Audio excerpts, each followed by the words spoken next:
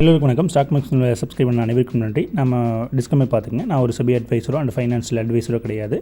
நம்ம போகிற வீடியோஸ் எல்லாமே லேர்னிங் பர்பஸ்க்கான வீடியோஸ். ஸோ இன்றைக்கி நம்ம பார்த்திங்கன்னா ஒரு ஸ்டாக் வந்து நம்ம தேடி பிடிச்சி கொண்டு வந்திருக்கோம். ஸோ அந்த ஸ்டாக்ஸை பற்றி நம்ம இன்றைக்கி ஃபண்டமெண்டல் அண்ட் ஃபைனான்ஷியல் அனலைஸ் பண்ணுறோம்.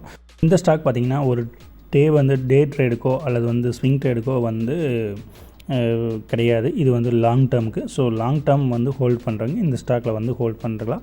இதை நீங்கள் வந்து எந்த மெத்தட் வச்சு அனலைஸ் பண்ணுறீங்களோ அந்த மெத்தட் வச்சு அனலைஸ் பண்ணிவிட்டு அதுக்கப்புறமா இந்த ஸ்டாக்கில் ஹோல்ட் பண்ணலாம்.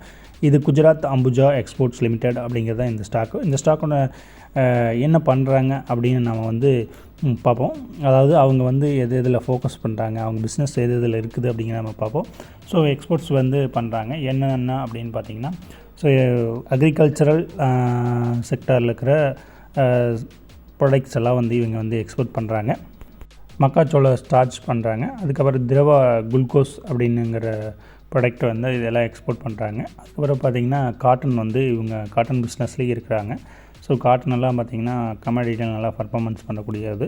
ஸோ காட்டன் பிஸ்னஸ்லேயே இருக்கிறாங்க. அதே மாதிரி சோயா லெசின் தயாரிக்கிறாங்க. சோயா தூக்கல், அதாவது வந்து சோயாவில் சம்மந்தமான எல்லாம் வந்து ப்ராடக்ட்ஸ் எல்லாம் வந்து தயாரிக்கிறாங்க. அதுக்கப்புறம் பார்த்திங்கன்னா கெமிக்கல்ஸ் வந்து இதுலேருந்து எடுத்து அதிலேருந்து அதை வந்து எக்ஸ்போர்ட் பண்ணுறாங்க. அதுக்கப்புறம் இந்தியா ஃபுல்லாக வந்து இவங்க வந்து சப்ளை வச்சுருக்கிறாங்க. ஸோ இந்த ஸ்டாக் பற்றி நம்ம இன்றைக்கி அனலைஸ் பண்ண போகிறோம். அதாவது இன்றைக்கி பார்த்திங்கன்னா குஜராத் அம்புஜா எக்ஸ்போர்ட்ஸ் லிமிடெட் அப்படிங்கிறது பார்த்திங்கன்னா 150 ரூபா 50 பைசா அப்படிங்கிற ரேஞ்சில் வந்து இந்த ஸ்டாக்ஸ் வந்து ட்ரேட் ஆகிட்டு இருக்குது. ஸோ 1 இயர் சார்ட் போட்டுக்கிறோம். 1 இயரில் பார்த்திங்கன்னா 22% வந்து ரிட்டர்ன் கொடுத்துருக்குது. ஸோ இந்த வருஷம் தான் கொஞ்சம், அதாவது கீழே இருந்து கொஞ்சம் வந்து ஹையாக போயிருக்குது. அதுக்கப்புறம் இதோட 52 வீக்ஸ் லோ ஹை பார்க்குறோம். 52 வீக்ஸ் லோ பார்த்திங்கன்னா அதாவது 116 ரூபா அப்படிங்கிற ரேஞ்சில் இருந்துக்குது. ஹை பார்த்திங்கன்னா 210 ரூபா அப்படிங்கிற ரேஞ்சில் இருந்துக்குது. அதோட ஓப்பன் பார்த்திங்கன்னா இப்போ 150 ரூபா அப்படிங்கிறது பார்த்திங்கன்னா 210 பழைய ஹைக்கு போனாவே இது நல்ல ப்ராஃபிட் கொடுக்கக்கூடியது உங்களுக்கு. அதாவது அப்பர் சர்க்யூட் பார்த்திங்கன்னா 180 ரூபா, லோயர் சர்க்யூட் 120 ரூபா அப்படிங்கிற ரேஞ்சில் இருக்குது. அதே மாதிரி பார்த்திங்கன்னா இதோட பியூ ரேஷியோ பார்த்திங்கன்னா 1.63 இருக்குது. அதே மாதிரி புக் வேல்யூ 92 ரூபா அப்படிங்கிற ரேஞ்சில் இருக்குது. ஃபேஸ் வேல்யூ பார்த்திங்கன்னா 1 ரூபா அப்படின்னு இருக்குது. பீட்டா பார்த்திங்கன்னா 1.20 அப்படிங்கிற ரேஞ்சில் இருக்குது. ஸோ இதோட பிபி ரேஷியோ பார்ப்போம். பிபி ரேஷியோ பார்த்திங்கன்னா 19.96, பிபி ரேஷியோ பார்த்திங்கன்னா 2.84, செக்டார் பார்த்திங்கன்னா 0.23% அப்படிங்கிறது. செக்டார் பி அப்படின்னு பார்க்கும்போது 48%, அதாவது செக்டார் பி அப்படின்னு பார்க்கும்போது 10%லேயும் இருக்குது. அதே மாதிரி செக்டார் டிவிடெண்ட் அப்படின்னு பார்க்கும்போது 1.09 இருக்குதுங்க. ரிட்டர்ன்ஸ் பார்த்திங்கன்னா ஆல்மோஸ்ட் 6 மந்த்தாகவே வந்து கிட்டத்தட்ட பார்த்திங்கன்னா மைனஸில் போயிட்டு இருக்குது. 1 இயர்க்கு முன்னாடி நம்ம வாங்கியிருந்தால் லாபம் கொடுத்துருக்கு. அதே மாதிரி 3 இயர்க்கு முன்னாடி வாங்கியிருந்தால் லாபம் கொடுத்துருக்கு. 5 இயர்க்கு முன்னாடி வாங்கியிருந்தால் 189% வந்து லாபம் இருக்குது. ஸோ ஒரு ஸ்டாக்கை எப்போ பை பண்ணணும் அப்படின்னு கேட்டிங்கன்னா கீழே கிடைக்கும்போது, அதாவது ரொம்ப விலை வந்து கம்மியாக இருக்கும்போது தான் நம்ம பை பண்ணி லாபம் சம்பாதிக்க முடியும். ஸோ அப்படி பார்க்கும்போது இந்த ஸ்டாக் வந்து லோ ரேட்டில் கிடைக்கிது. இப்போது நீங்கள் வந்து இதை வந்து கன்சல்ட் பண்ணலாம். அதே மாதிரி பார்த்திங்கன்னா டெலிவரி அண்ட் வால்யூம் பார்த்திங்கன்னா டெலிவரி வந்து கம்மியாகவும் வால்யூம் அதிகமாகவும் ட்ரேட் ஆகிட்டு இருக்கிற ஸ்டாக்கு. ஸோ இது ஒரு ஃபண்டமெண்டல் நல்லா ஸ்டாக் அப்படிங்கிறதுக்கு இது ஒரு இண்டிகேட். அதுக்கப்புறம் பார்த்திங்கன்னா ரெவன்யூ பார்த்திங்கன்னா இந்த வருஷம் பார்த்திங்கன்னா 4926 கோடி அப்படிங்கிற ரேஞ்சில் இருக்குது. போன வருஷம் கிட்டத்தட்ட பார்த்திங்கன்னா 5 இயர்ஸாகவே கிட்டத்தட்ட ஆல்மோஸ்ட் பார்த்திங்கன்னா ஒரே ரேஞ்சில் பண்ணிட்டு இருக்கிறாங்க பிஸ்னஸ். அதுக்கப்புறமா இந்த ஸ்டாக்கோட நெட் ப்ராஃபிட் பார்க்குறோம். நெட் ப்ராஃபிட் அப்படிங்கிறது பார்த்திங்கன்னா 2022 நல்லா ஹையாக போச்சு. 2023-24 பார்த்திங்கன்னா ஒரு 300 கோடி அப்படிங்க 350 கோடி அப்படிங்கிற ரேஞ்சில் இருக்குது. இந்த வருஷம் 345 கோடி பண்ணியிருக்காங்க. ஸோ அதுக்கப்புறம் டெபிட் அண்ட் ஈக்குவாலிட்டி பார்க்குறோம். இந்த ஸ்டாக்கில் டெபிட் அண்ட் ஈக்குவாலிட்டி பார்த்திங்கன்னா கிட்டத்தட்ட 2022 பார்த்திங்கன்னா அதாவது 0.13% இருந்தது. 2023 வந்து கம்மியாகி அதுக்கப்புறம் பார்த்திங்கன்னா 2024 0.07% கிட்டத்தட்ட ஆல்மோஸ்ட் 50% வந்து குறைஞ்சிருச்சு. அதுக்கப்புறம் இதில் ப்ரமோட்டர்ஸ் ஹோல்டிங்ஸ் பார்த்திங்கன்னா கிட்டத்தட்ட பார்த்திங்கன்னா 63% வச்சுக்கிறாங்க. ஸோ ப்ரொமோட்டர் ஹோல்டிங்ஸ் வந்து அதிகமாக இருக்குதுனாவே அந்த ஸ்டாக் வந்து ஒரு ஃபண்டமெண்டலாக நல்லா ஸ்ட்ராங்கான ஸ்டாக்னு சொல்லலாம். அதுக்கப்புறம் எஃப்ஐஸ் பார்த்திங்கன்னா ஒரு 4% ஹோல்ட் பண்ணிக்கிறாங்க. டிஐஸ் பார்த்திங்கன்னா ஒரு 2% வந்து ஹோல்ட் பண்ணிக்கிறாங்க. பப்ளிக் பார்த்திங்கன்னா 29%, அதர்ஸ் பார்த்திங்கன்னா 0.01% அப்படின்னு ஹோல்டிங் பேட்டர்ன்ஸ் பார்த்துறோம். ஸோ அதாவது ப்ரொமோட்டர்ஸ் ஏதாவது ஹோல்டிங்ஸில் சேஞ்ச் பண்ணிக்கிறாங்களா அப்படின்னு பார்க்குறோம் போன வருஷத்துக்கு இந்த வருஷம். ஸோ கிட்டத்தட்ட பார்த்திங்கன்னா சேமாக மெயின்டைன் பண்ணுறாங்க. அதாவது ப்ரொமோட்டர்ஸ் வந்து எந்த ஒரு சேஞ்சஸும் பண்ணல அவங்களோட ஹோல்டிங்ஸில். ஸோ ஹோல்டிங்ஸ் வந்து அப்படியே மெயின்டைன் பண்ணுறாங்க, ஸ்டே பண்ணுறாங்க. ஸோ அதுக்கப்புறம் எஃப்ஐஎஸ் அப்படின்னு பார்க்கும்போது எஃப்ஐஎஸ் பார்த்திங்கன்னா போன வருஷம் 4.74 இருந்துட்டு இடையில பார்த்திங்கன்னா இந்த ஸ்டாக் பற்றி கொஞ்சம் குறைஞ்சிட்டு இப்போ மறுபடியும் பார்த்திங்கன்னா இந்த ஸ்டாக்கில் கிட்டத்தட்ட அதே ரேஞ்சுக்கு இன்வெஸ்ட்மெண்ட் பண்ணிக்கிறாங்க.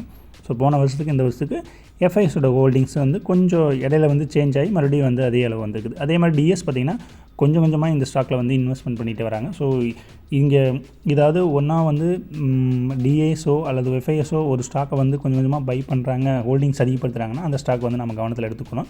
ஸோ அந்த விதத்தில் இந்த ஸ்டாக் வந்து இப்போ வந்து டிஏஎஸ் ஹோல்டிங்ஸ் அதிகமாக இன்க்ரீஸ் ஆகிட்டு வருது.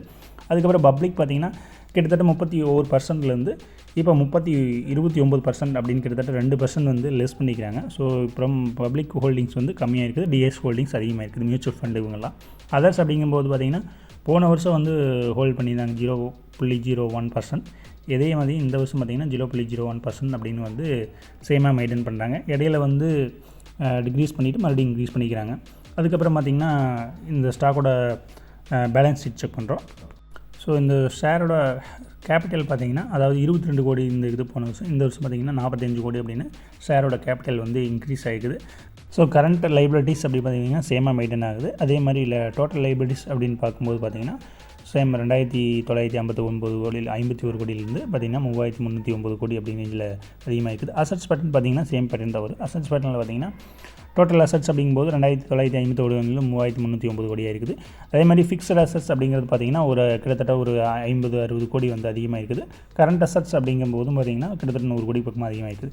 அதுக்கப்புறமா நம்ம என்ன பார்க்க போகிறோம்னு கேட்டிங்கன்னா மார்ஜின் ரேட்டிங்ஸ் பார்க்கும்போது பார்த்திங்கன்னா கிராஸ் ப்ராஃபிட் மார்ஜின் அப்படிங்கிறது பார்த்திங்கன்னா சேம் கிட்டத்தட்ட 11% மெயின்டைன் பண்ணுது. ஆப்ரேட்டிங் மார்ஜின்ங்கிறது 9%லேருந்து சேமாக மெயின்டைன் ஆகுது. அதே மாதிரி நெட் ப்ராஃபிட் மார்ஜின் அப்படிங்கிறது வந்து கொஞ்சம் குறைஞ்சிருக்குது போன வருஷத்துக்கு இந்த வருஷம். ரிட்டர்ன்ஸ் ஆஃப் ரேட்டிங்ஸில் பார்க்கும்போதும் போன வருஷத்துக்கு இந்த வருஷம் பார்த்திங்கன்னா கொஞ்சம் குறைஞ்சிருக்குது. அதே மாதிரி ஆர்ஓசி அப்படிங்கிறது பார்த்திங்கன்னா 18% 16% ஆகும். ரிட்டர்ன்ஸ் ஆஃப் அசட்ஸ் அப்படின்னு பார்க்கும்போது 11% 10% ஆகும், கொஞ்சம் குறைஞ்சிக்குதுங்க. ஸோ இதெல்லாம் வந்து பெரிய வந்து கம்பெனிக்கு வந்து எந்த ஒரு பாதிப்பும் இல்லை. அதே மாதிரி க்ரோத் ரிட்டர்ன்ஸ் அப்படின்னு பார்க்கும்போது 3 ஜிசிஆர் சேல்ஸ் பார்க்கும்போது பார்த்திங்கன்னா 13% 2% ஆகும். அதே மாதிரி நெட் ப்ராஃபிட் அப்படின்னு பார்க்கும்போது 50% 1% ஆகும் வந்து ரொம்ப கம்மியாக வந்து ஆயிருக்குது, குறைஞ்சிருக்குது. அதுக்கப்புறம் இந்த ஸ்டாக்ஸ் பற்றி என்ன சொல்கிறாங்க அப்படின்னு பார்த்திங்கன்னா இது ஒரு ஸ்ட்ராங் பர்ஃபார்மர் அப்படிங்கிற வந்து ரேட்டிங்ஸை வந்து வாங்கியிருக்குது இந்த ஸ்டாக்கு.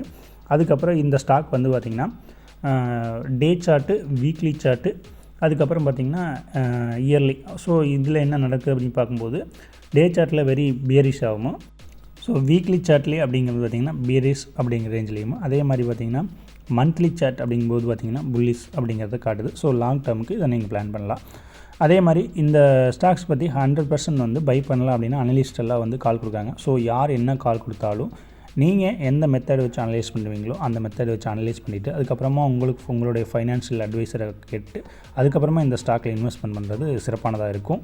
இந்த மாதிரி நல்ல நல்ல ஸ்டாக்ஸாக நம்ம சேனலில் அனலைஸ் பண்ணிட்டு வரோம். ஸோ நம்ம சேனலில் வந்து சப்ஸ்கிரைப் பண்ணுங்கள், சப்போர்ட் பண்ணுங்கள், லைக் பண்ணுங்கள், யாருக்கு உங்களுக்கு ஃபார்வர்ட் பண்ணுங்கள். அதே மாதிரி இந்த வீடியோவுக்கு 100 லைக்ஸ் வரது அடுத்த வீடியோ நான் போடலாம் அப்படின்ட்டு. ஸோ அதனால் மறக்காமல் லைக் பண்ணிடுங்க. தேங்க்யூ. மறுபடியும் ஒரு நல்ல ஸ்டாக் கூட உங்களை சந்திக்கிறேன். நன்றி, வணக்கம்.